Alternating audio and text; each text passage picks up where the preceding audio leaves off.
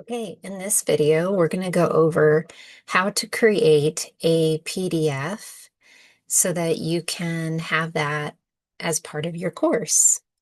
You can even sell these just as ebooks if you want, or as guides. You can use them as digital products on their own, or you can use them as supplements to your course. So I'm going to show you, I'm going to go ahead and share my screen.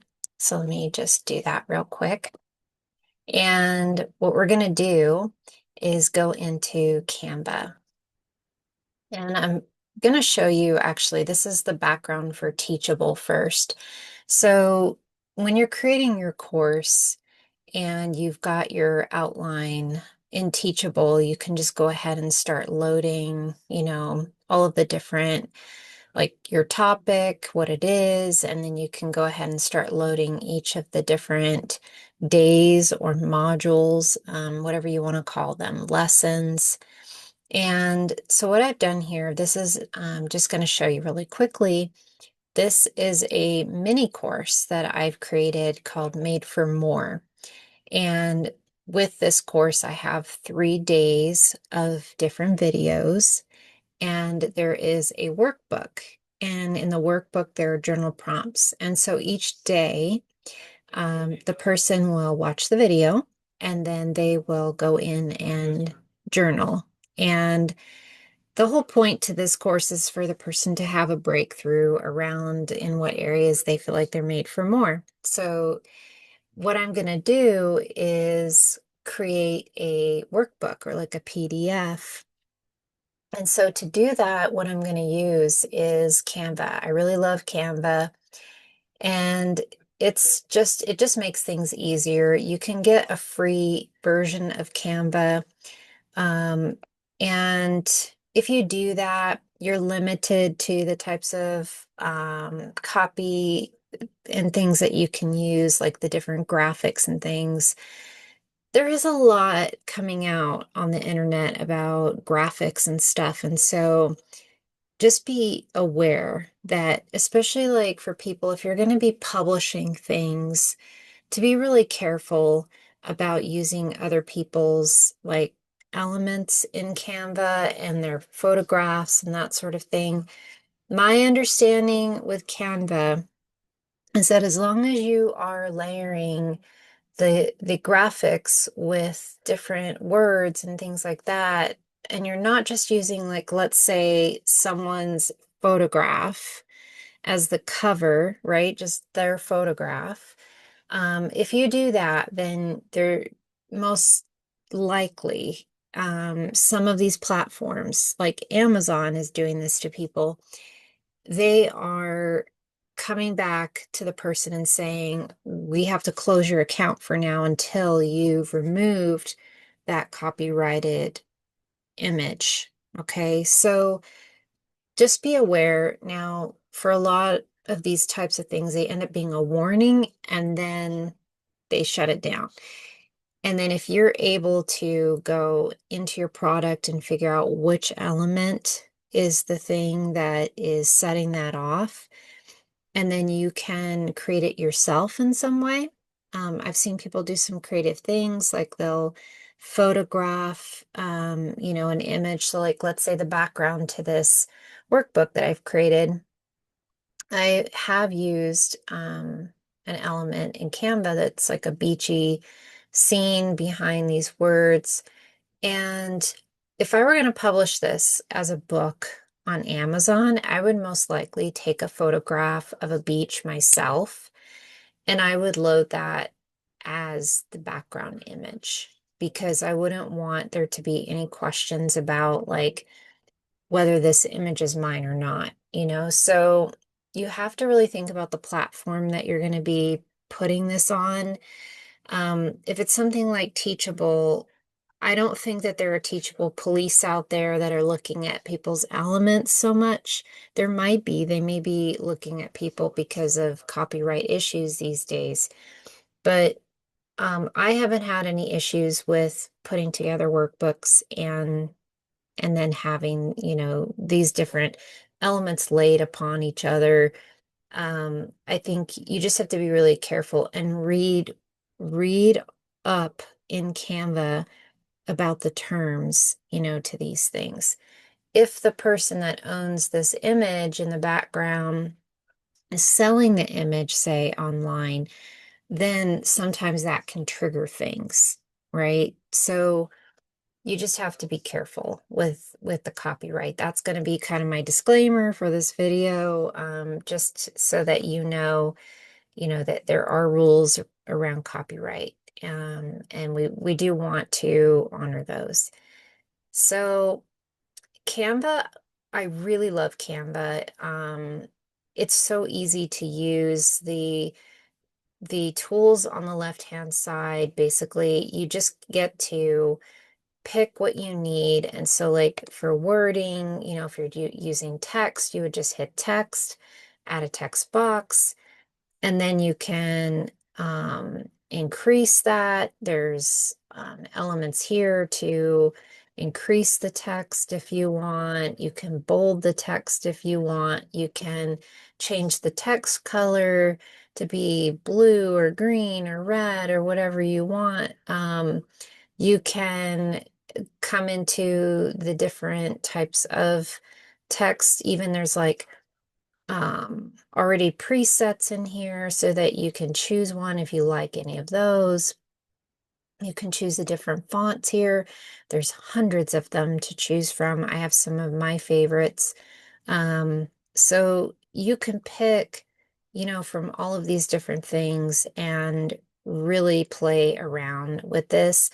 The other thing that I love about Canva is that they already have workbooks and guides and things that are already made. So these are templates that are already made that you can go in and basically just fill in. Some of them have, like this one, this workbook here that I'm using, was a template. And you can just go in, and it already had this, like these little headings here. And what you can do is go in and you can change them. So, when I do this, I go in and I say day 2, because that's the second day of my course, and then this would be day 3. So you can change all of this very easily to however you want it to read. And you can add pages easily. So there's this little plus button here to duplicate a page. You can trash a page if you want. You can lock the whole thing so that the content doesn't get moved around. And so you just go in and you start laying in your elements. Now for the text, what I will say to you is you can, let's say you're creating this program, kind of the elements of the program, what you want to say, you've got it outlined. You've probably done all that work up to this point, right? What you can do is now go into ChatGPT or an AI program, and you can say to it, hey, you have the outline, or here's my outline for this program I'm creating. I need to create a workbook. I need to create a guide. I need to create a PDF. I need to create a cheat sheet. Whatever it is, specify what you want to create, and then have it give you an example. Okay.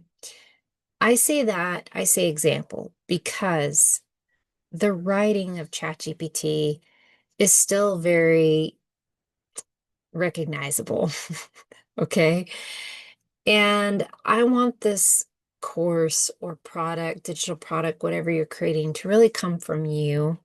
And I want it to sound like you, because the more that it does, the more that people are going to not only enjoy it, right? But also they're going to believe you more.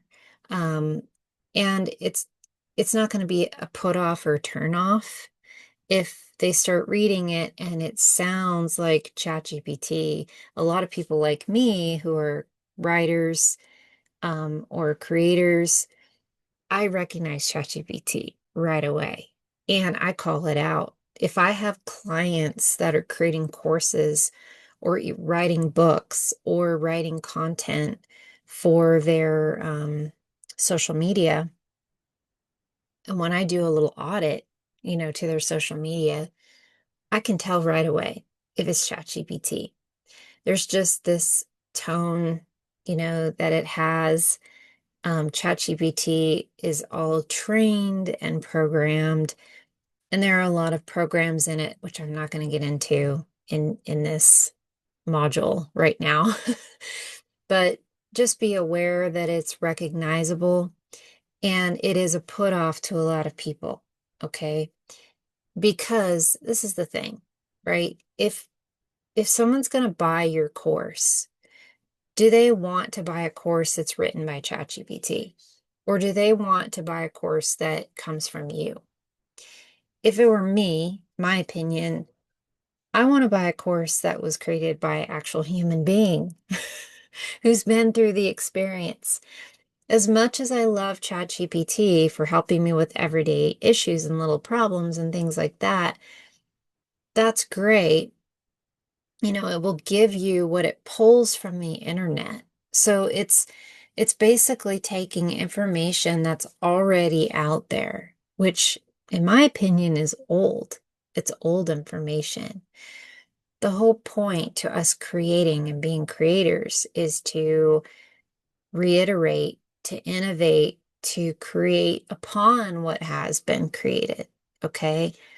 So the whole point to us creating these things is to build upon the knowledge that's already out there and to share our unique tips, our tricks, our style, the things that, really can't be captured, I think, by a computer. Because here's the thing too, ChatGPT is filtering all of this information and it's spitting it out in terms of like a computer, right? So it's understanding it from the take of a computer, not from the take of a human being. So yes, there's going to be limitations, to the information that it's pulling and then filtering. That information's going through this computer rather than going through a human being. So, I have so many arguments. It's not that I'm arguing against ChatGPT. I'm telling you, use ChatGPT, but I want you to utilize it in the right ways. And so what I want you to do is, let's say you have your outline, you feed that into ChatGPT to help you create this workbook. We're doing that to help you not only get new ideas, not only to speed up the process, but to make life easier, for you and so that you don't forget anything too. So what I'd love for you to do is to give your outline to ChatGPT, say this is the workbook that needs to be created from this outline. Can you help me, create that workbook or create those journal prompts? And then let it create it for you. It will spit out, the text, the information, and most likely you're going to need to do some editing and some additions to it and some subtractions to it. And make it not sound like ChatGPT. Okay. And also take the information and really like study it from what ChatGPT's point of view is giving it to you and come at it more from a human perspective and add your humanness to it. Add your human elements to it. Add your examples, your personal story, because ChatGPT isn't necessarily going to know your personal story unless you've given it that information already. Sometimes you can load that information in, to ChatGPT and really tell it like, here's my background story, and this is the tone that I want to use when I'm writing. And, like you can give it instructions, okay? And that will help you even more. So I do highly suggest that too. It's like training your chat GPT to start to listen to you, your stories, but then also start to sound like you more and more. And with time, it will get better. But if you're just starting out and you're just creating this thing, it's probably going to sound like ChatGPT. So take what it gives you, edit it, copy it, paste it into just like here, this little blurb, this little section here. What I love about ChatGPT is that it's great at organizing. So if you have your outline already done and you need to kind of like build on the outline or add to it, or start to create kind of like from your workbook, maybe some concepts or ideas, it's great for suggesting things to you, under each of those headings that you have. So you may want to have it give you some suggestions, a list of, for each under each heading, can you give me 5 suggestions for how to approach this? Or a couple of journal prompts that I could possibly use, in each section. And then you could pick and choose which ones, or you could modify them. So what I'm saying here is to work together with ChatGPT. Now, you can ask it to create the document for you. Like you can give it those instructions and say, I would love for you to create this and have it as a Canva, template or workbook, or a Google Doc, and it will do its best. Um, at the time of this course creation, I'm going to tell you it's about 50% there. Okay. It can create like a Canva document, but it's going to look horrible. It's far off, I'm going to say that much from what it needs to look like. So you can start with that or use that as an example, but you're probably going to have to edit it. Okay, even if you give it details, if you tell it, I want it to be this specific color in the background and I want this font for the headings, and you can tell it all of that, and it will interpret what you're giving it to the best of its little computer brain. Okay. And yes, I think our brains are far superior than any AI that is out there. So trust yourself with this, okay? Use ChatGPT to help you because it will speed up the process quite a bit. I mean, I have clients that when they come to me, they're building out an offer, they're building out content, they're building out, their social media posts, they're building out email templates, and all of these things. And it's a lot of work. But with the help of ChatGPT, they're able to get all these things done in like a month or two and have a full-on running business where when I remember building my very first business, it took a year to create a website, to create the content for that website, to create the emails, to create the content for my social media accounts and all these things. Like it took a long time. And now with what we have at our fingertips with AI, we we can build these things really quickly, in a matter of days even. So I have clients that have created digital products in like a week and they're selling them. I have, clients that have created books in a couple of days and published them, so it's it's come a long way. But I will tell you, for those clients, they have had to do editing to get those products presentable. Okay, so you can create something and just put it up, but I will tell you, if you don't edit it, people will call you out and they're going to just call it out as like, this is just an AI generated course or AI generated product. And there is kind of like a stigma with it right now, so I would tell you to really consciously use AI to the best of your abilities.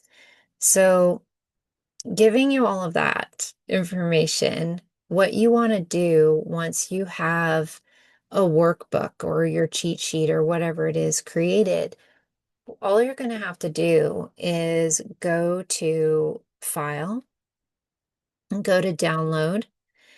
And then in the download section, you're going to want to change this into either PDF standard or PDF print. So they're really close to the same. I usually just choose PDF standard and then I hit download. And what that's going to do is it's going to convert what you've created here in Canva into a PDF document. And as you can see, it loaded it into my computer file. So it is now in my file folder on my computer. These are pictures of my food blog stuff. So what you'll be able to do is you'll be able to go in to your downloads folder and you'll be able to find your workbook there. Okay. What I want to show you is we're going to go to Teachable. This is the Teachable course. And all you do is open up that module in the course. You can type in all of your stuff here. I made a little note. Make sure to download the workbook below so that you can work through the journal prompts, okay? And then you save this. And what we're going to do, I've already added the video to the welcome section of this course. What I'm going to do is go down here to add content, and I'm going to add in a PDF viewer, okay? And then I'm going to go to my device, and I'm going to find my workbook and double click on it and click upload. And this will upload that workbook that I created in Canva. And what they'll be able to do is they can view this workbook in this module. And I believe in here, let's see, I think we can make this a download link. So you do want to find that if you have a platform and they have a toggle switch to allow people to download things, you can either protect them. So like I can make it so that people can not download my video or they can download the video. Same with the PDFs. They can download them or I can protect it and just have them viewing it here. Now, this is designed to be a workbook, so I want people to be able to print it out if they want to and write in it if they like. So I've set it so that it will show a download link, and when they open up this module, they'll be able to download it if they want to, okay? So once you're done with that, then you're just going to continue with creating more of your course and adding workbooks and cheat sheets and PDFs, all the guides, all the things that you need, and just keep adding them in until you're done. And you can do this like as you go through the course, or you can put in your text, your videos, and then go back and read through everything and say, I think I need them to have like a worksheet here. That would maybe really help them, in this section of the course. What I will say is you do not need a PDF for every section. You don't need a cheat sheet for every section. You don't need a workbook for every section. So don't do overkill, on creating PDFs and all of these things. You want to it wants to make, you want it to make sense, right? For them to be able to go in, and you want to actually to supplement your course or make it easier for them to be able to understand the information. I know for me, when I work through a course that I've purchased, it always helps me if there's a workbook or like some kind of journal prompts or something. I'm a person that needs to not only view the video, but also think about, how I would take what they're showing me or teaching me and apply it to my own life. So that's where you want to come from with these workbooks, with these cheat sheets is, help the person who's taking the course, help the student to process the information and use it for themselves, in their own life. If you help them, this is called critical thinking, right? We don't do this so much anymore, but I highly encourage it. It's like to really help people to think about what you're learning and what you're, processing here. Like, is this something that, when you're teaching them this, is this something that they need to really like grasp and own and understand? I find that journal prompts in particular really help people to process information and to have kind of like a breakthrough for themselves. So I hope this section helped you. Now you can do the same with Google Docs. You would just go into Google and type out, like on a Google Doc, type out what you want to say. If it's going to be like a little workbook or cheat sheet or something, just type that out in your Google Doc. And then when you go to save it, you can save it as a PDF. Okay. And then you can um, take that and add it again right into the platform. So I hope this helped you out with creating PDFs for your course. I really believe in them. I think they help people out a lot. As I said, I know that whenever they're in the courses that I've taken, it's always helping me to learn and process the information. So, all right, I will see you in the next section.